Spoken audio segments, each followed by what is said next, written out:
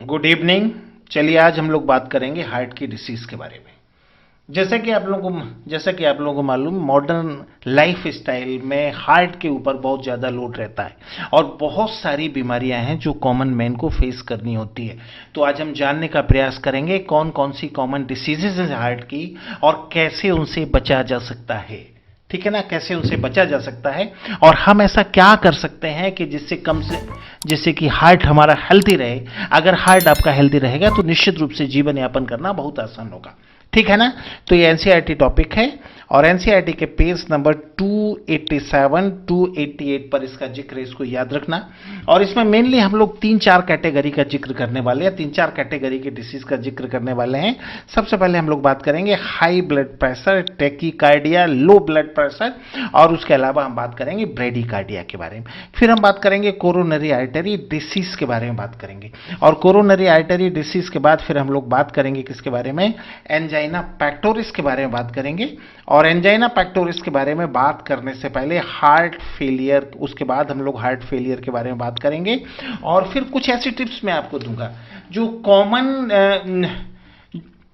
जिनका इस्तेमाल करके कॉमन इंडियन हार्ट को हेल्दी रख सकता है। वीडियो के लास्ट में मैं आपसे डिस्कस करूंगा कि वो कौन सी फीडिंग हैबिट है, वो कौन सी किचन हैबिट है जिसने इंडिया को हार्ट अटैक का कैपिटल बना दिया है। वीडियो के लास्ट में मैं आपसे जिक्र करने वाला हूं। ठीक है, तो चलिए सबसे पहले हम लोग बात करते हैं एनसीईआरटी के अकॉर्डिंग। और एनसीईआरटी के अकॉर्डिंग सबसे पहले हम बात करें हाई ब्लड प्रेशर के बारे में। ब्लड प्रेशर के बारे में हमने बात किया था, तो अच्छी तरह से याद रखना। यहां पर 4 कंडीशन है जो एक जैसा मिलता जुलता है। देखो याद रखना, अगर हार्ट बीट बढ़ जाए, अगर मैं हार्ट बीट रेट की बात करूं तो ये नॉर्मली कितना माना जाता है, 70 to 75। अगर ये 85 और 90 के आसपास पहुंच जाए मींस हार्ट बीट का बढ़ना, this is called as tachycardia. High blood pressure और टैकीकार्डिया में बहुत कंफ्यूजन होता है, तो याद रखना हार्ट बीट का बढ़ना टैकीकार्डिया कहलाता है। और अगर ये 85-90 को पार कर जाता है तो ये कंडीशन क्या कहलाती है, ये टैकीकार्डिया कहलाती है। और टैकीकार्डिया में क्या होता है, रेस्टलेसनेस की फीलिंग होती है। और अगर ये लंबे समय तक चलता रहे तो हार्ट फेल होने की संभावना रहती है। इस बात को दिमाग में सेट करके रखना है। अगर मैं ब्रेडीकार्डिया की बात करूं तो याद रखना हार्ट बीट का डिक्रीज हो जाना क्या कहलाता है, ब्रेडीकार्डिया कहलाता है। और कॉमनली हम ये मान सकते हैं कि अगर हार्ट बीट 65 के नीचे पहुंच जाता है तो उस कंडीशन को हमें ब्रेडीकार्डिया मानना चाहिए। और इसमें क्या होगा, इसमें लेजीनेस रहेगा, इस बात को याद रखना है। और अगर लंबे समय तक बना रहेगा तो वीकनेस रहेगा, डिजीनेस रहेगा और कंफ्यूजन रहेगा। तो इससे बहुत ज़्यादा लॉस होने वाला नहीं है अगर ये एक रेंज के अंदर रहता है। फिर हम बात करते हैं हाइपरटेंशन के बारे में। हाइपरटेंशन मॉडर्न लाइफ में सबसे ज़्यादा होने वाली डिसीज है, इस बात को याद रखना। और अगर बीपी 120/80 से आगे बढ़ जाता है और अगर मैं टेक्निकली बात करूं तो 140/90 की रेंज तक पहुंच जाता है, then this is called as hypertension. You have to keep in your brain. ये क्या कहलाता है, ये हाइपरटेंशन कहलाता है। ठीक है, और अगर हाइपरटेंशन लंबे अरसे तक बना रहे, अगर बीपी का बढ़ा रहना लंबे अरसे तक बना रहे तो vital organ, brain, kidney, heart, इन सभी को लॉस होता है और बॉडी के तमाम सारे वाइटल ऑर्गन पर, आईज पर भी इसका इफेक्ट होता है। फिर हम बात करेंगे हाइपोटेंशन के बारे में। बीपी का कम हो जाना, decrease in BP is called as hypotension. You have to keep in your brain. अगर बीपी 120/70 या उससे भी कम पहुंच जाता है तो ये कंडीशन क्या कहलाता है, ये कंडीशन कहलाता है हाइपोटेंशन और लो ब्लड प्रेशर। और हाइपोटेंशन में आपको अच्छे से याद रखना है, कमजोरी रहती है, डिजीनेस रहता है और कंफ्यूजन रहता है। अब एक बात याद रखना, ब्रेडीकार्डिया और हाइपोटेंशन के कैरेक्टर बहुत कुछ मैच करते हैं, लेकिन ये डिसीज अलग अलग है, एक जैसा नहीं है। उसी तरह से टैकीकार्डिया और हाइपरटेंशन के कैरेक्टर मैच करते हैं, लेकिन ये भी डिसीज अलग अलग है, ये एक डिसीज नहीं है। ठीक है, देखिए उसके बाद हम बात करेंगे कोरोनरी आर्टरी डिसीज। याद रखना what's the meaning of coronary artery disease. अगर हम कोरोनरी आर्टरी डिसीज का बात करते हैं तो बेसिकली इसका संबंध हमारी फीडिंग हैबिट से। अगर आपके फूड मटेरियल में बहुत ज़्यादा कोलेस्ट्रॉल है, लो डेंसिटी लिपिड है, BLDL है और फैटी कंटेंट है, तो ऐसा और बहुत ज़्यादा कैल्शियम भी है, तो ऐसी कंडीशन में एथीरोस्क्लेरोसिस और आर्टेरियोस्क्लेरोसिस का कंडीशन रहता है। और atherosclerosis and arteriosclerosis are collectively called as coronary artery disease. याद रखना, इनका बेसिक संबंध हमारी फीडिंग हैबिट से। अब जरा इन दोनों के डिफरेंस को हम समझने का प्रयास करते हैं। देखो, अगर मैं एथीरोस्क्लेरोसिस के बारे में बात करूं, किसके बारे में? एथीरोस्क्लेरोसिस के बारे में बात करूं, तो याद रखना ये मेनली एओर्टा एंड जो लार्ज साइज की आर्टरी है उनमें होता है। इस बात को याद रखना, किसमें होता है? एओर्टा और लार्ज साइज की आर्टरी, और कभी कभी लार्ज साइज के आर्टीरियोल में ये आमतौर पे नहीं होता। ठीक है, अगर आप आर्टेरियोस्क्लेरोसिस की बात करते हो तो इसमें याद रखना ये स्मॉल आर्टरी या आर्टीरियोल में होता है। तो सबसे पहला अंतर तो आप ये समझ लो कि एथीरोस्क्लेरोसिस लार्ज साइज का एओर्टा और आर्टरी में होता है, जबकि आर्टेरियोस्क्लेरोसिस किस में होता है? स्मॉल आर्टरी और आर्टीरियोल में होता है। पहला अंतर ये आपको समझना है, एथीरोस्क्लेरोसिस और आर्टेरियोस्क्लेरोसिस। अच्छा, दूसरा अंतर जो आपको समझना है, एथीरोस्क्लेरोसिस बेसिकली फैट का डिपोजिशन है। याद रखना, ये बेसिकली फैट का डिपोजिशन है, जिसके चलते क्या होता है? एओर्टा और आर्टरी का डायामीटर, उसके ल्यूमेन का डायामीटर डिक्रीज हो जाता है, जिसके चलते जितना ब्लड हार्ट की बॉल को मिलना चाहिए उतना नहीं मिल पाता है। ठीक है, अगर मैं एथीरोस्क्लेरोसिस की बारे में बात करूं तो बेसिकली ये कैल्शियम का डिपोजिशन है, हालांकि इसमें थोड़ा बहुत फैट का डिपोजिशन भी होता है, बट बेसिकली कैल्शियम का डिपोजिशन है, जिसके चलते आर्टरी का जो फ्लेक्सिबिलिटी, आर्टरी की बॉल का जो फ्लेक्सिबिलिटी है वो खत्म हो जाता है। और आर्टरी की बॉल का जब फ्लेक्सिबिलिटी खत्म हो जाता है तो उसमें हेमरेज होने की संभावनाएं बढ़ जाती हैं।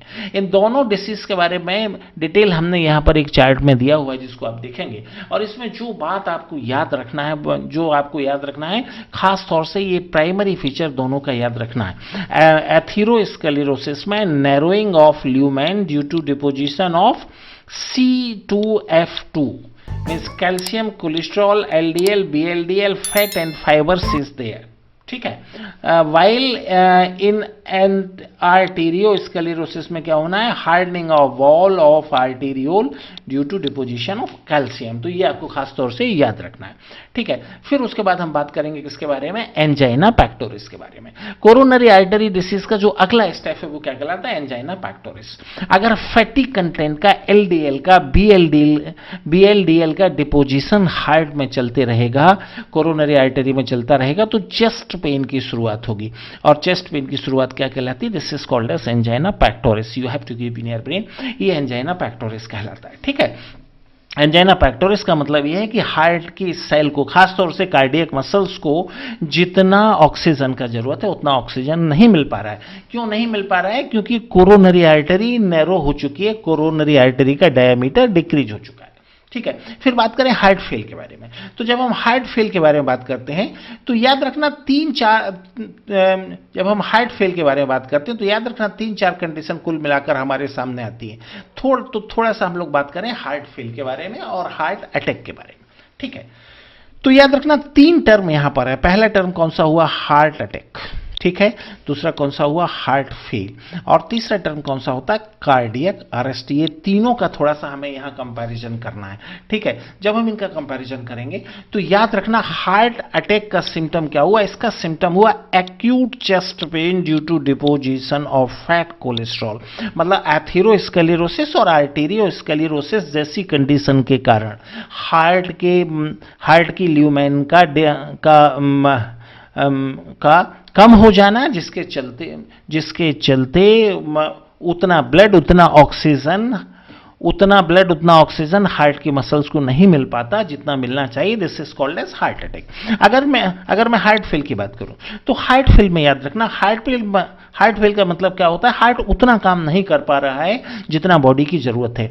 मतलब कार्डियक आउटपुट जो आमतौर पर होता है 5250, ये उससे कम होकर 4 लीटर या 4.5 लीटर हो चुका है। और इसका सबसे मेन कारण कौन सा हुआ? इसका सबसे मेन कारण हुआ कि लंग्स लंग्स के ल्यूमेन में फाइबर्स का डिपोजिशन हो जाना, फाइब्रोसिस हो जाना, जिसके कारण लंग्स से हार्ट में उतना ब्लड नहीं आ पाता जितना जरूरत है। फिर हम बात करेंगे कार्डियक अरेस्ट के कारण। कार्डियक अरेस्ट के बारे में, अगर किसी भी वजह से हार्ट अपना काम करना बंद कर देता है, then this condition is called as cardiac arrest. Stop of heart beat is called as cardiac arrest. You have to keep in your brain. इस बात को दिमाग में सेट करेंगे। अब यहां पर एक दो बातें और समझना है। अगर हार्ट अटैक होगा तो उसका मेन फीचर क्या है? Acute chest pen. ठीक है। हार्ट फेल का क्या है? Insufficient supply of blood. And cardiac arrest means heart stop beating. ठीक है। तो ये हार्ट के बारे में जितने डिसऑर्डर एनसीईआरटी के अंदर है, उन सभी के बारे में हमने बात कर लिया है। ठीक है। और इसमें क्वेश्चन भी मैंने ऐड कर रखा है। एनसीईआरटी का क्वेश्चन भी यहां पर मैंने ऐड कर रखा है, जिसमें आप जो है क्वेश्चन भी आप कर पाएंगे, जिन क्वेश्चन की आपको जरूरत, प्रीवियस ईयर क्वेश्चन भी यहां पर मैंने ऐड किया हुआ है। अब एक बात आपको बतानी है, आखिर क्यों हमारा देश हार्ट अटैक का कैपिटल बनता जा रहा है? क्या आप जानते हो? उसका सबसे मेन कारण एक हमारा जो कुकिंग हैबिट है। आमतौर पर हमारे किचन में कैसे होता है कि जब एक बार पूरी वगैरह तलना होता है तो हम बहुत सारा ऑयल लेते हैं। फ्राई पैन में, कढ़ाई में बहुत सारा ऑयल हम लेते हैं, उसको हम गर्म करते हैं पूरी, और जो है उसके बाद पूरियां हम लोग तलते हैं और उसके बाद तेल को ठंडा करके हम रख देते हैं। जब एक बार ऑयल को गर्म करने के बाद आप उसको ठंडा कर देते हो तो उसमें कोलेस्ट्रॉल, एलडीएल और बीएलडीएल की क्वांटिटी बढ़ जाती है। अगर नहीं होती तो उसका सिंथेसिस हो जाता है। Could you follow my point? और उसके बाद फिर हम दोबारा से क्या करते हैं? उसी तेल का इस्तेमाल करते हैं अगली बार और पूरियों को तलने में, और फिर हम उसको ठंडा करके रख देते हैं, फिर हम उसको तीसरी बार गर्म करते हैं। तो ये हमारा एक ऐसा कुकिंग हैबिट है जिसके चलते हमारा देश हार्ट अटैक का कैपिटल बनता जा रहा है। तो मेरा विनम्र निवेदन है आप लोगों से कि अगर आपके हाउसेस में ऐसा फीडिंग हैबिट है तो उसे कंट्रोल करें और ऐसा आपके घरों में ना होने दें। Okay, all the best.